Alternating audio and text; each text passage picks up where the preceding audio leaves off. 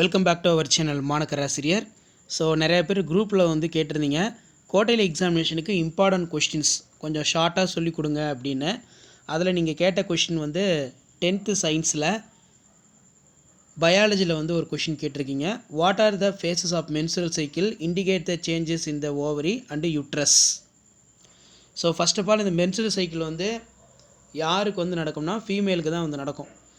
அதாவது ஒரு ஃபீமேலில் age attend பண்ணதுக்கப்புறம் அவங்க வந்து பார்த்தோன்னா அந்த கருப்பையை வந்து சுமக்கிறதுக்கு அவங்களுக்குள்ள ஒரு மெட்டபாலிசம் மாதிரி நடக்கும். ஒரு எக்ஸாம்பிளுக்கு சொல்கிறேன்.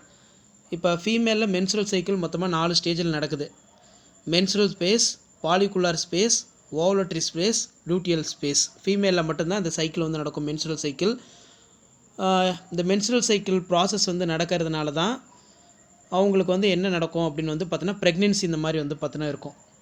ஸோ கரெக்டாக வந்து பார்த்தோன்னா அந்த 28 டேஸில் இந்த மாதிரி மென்சுரல் சைக்கிள் வந்து பார்த்தோன்னா நடக்கும். சரிங்களா?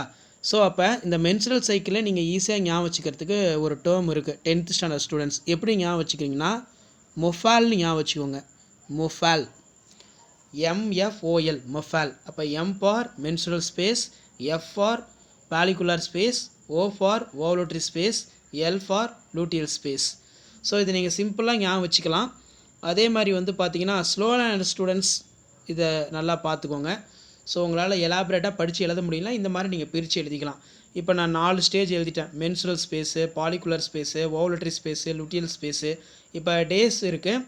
இந்த டேஸ் வரும்போது என்னென்ன ஹார்மோனல் சேஞ்ச் வந்து நடக்கும். ஃபீமேலுக்கு மென்சுரல் டைமில் ஹார்மோனல் சேஞ்ச் வந்து பார்த்தீங்கன்னா நடக்கும். அதான் நம்ம மென்சுரல் சைக்கிள்னு சொல்கிறோம். மென்சுரல் சைக்கிள் நடக்கிறதுக்கு காரணம் ஃபீமேலில் வந்து ஹார்மோன் சேஞ்சஸ் வந்து நடக்கும். சரிங்களா? ஸோ அதனால தான் வந்து பார்த்திங்கன்னா அவங்களுக்கு இந்த மென்சுரல் சைக்கிளுங்கிற ஒரு மெட்டபாலிசம் நடக்குது. First of all menstrual space வந்து எந்த டேட்டில் நடக்குதுன்னா 4 to 5th டேஸில். இது நீங்கள் ஈஸியாக ஞாபகம் வச்சுக்கலாம். எப்படி ஞாபகம் வச்சுக்கலாம்னா நமக்கு வீக்லி வந்து 7 டேஸ் இருக்குங்களா, அந்த 7 டேஸில் 2 மைனஸ் பண்ணிடுங்க, 4 and 5 அப்படின்னு ஞாபகம் வச்சுக்கோங்க. இதில் என்ன ஹார்மோன் சேஞ்ச் ஆகும்? டிக்ரீஸ் ஆகுது. எதுனா ப்ரோஜெஸ்ட்ரான், ஈஸ்ட்ரோஜன். ஸோ இதை நீங்கள் ஞாபகம் வச்சுக்கோங்க.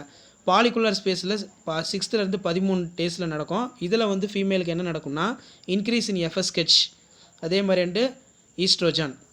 அண்ட் தென் ஓவலட்டரி ஸ்பேஸில் 14th டேயில் நடக்கும். இதில் LH வந்து பீக்கில் இருக்கும். ஸோ ஸ்லோவாக நடக்கிறத நான் ஷார்ட் அவுட் பண்ணி கொடுத்துருக்கேன். LHங்கிறது லுட்டின்சிங் ஹார்மோன்.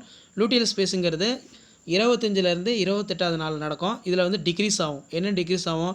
LH அண்ட் FH ரெண்டும் டிக்ரீஸ் ஆகுது. எது இன்க்ரீஸ் ஆகும்னா ப்ரோஜெஸ்ட்ரான். ஸோ ஷார்ட் அவுட் பண்ணி கொடுத்துருக்கேன். ஷேர் பண்ணிக்கோங்க, சப்ஸ்கிரைப் பண்ணிக்கோங்க. அடுத்து என்ன கொஷின் அப்டேட் பண்ணலான்னு சொல்லி கமெண்ட் பண்ணுங்கள்.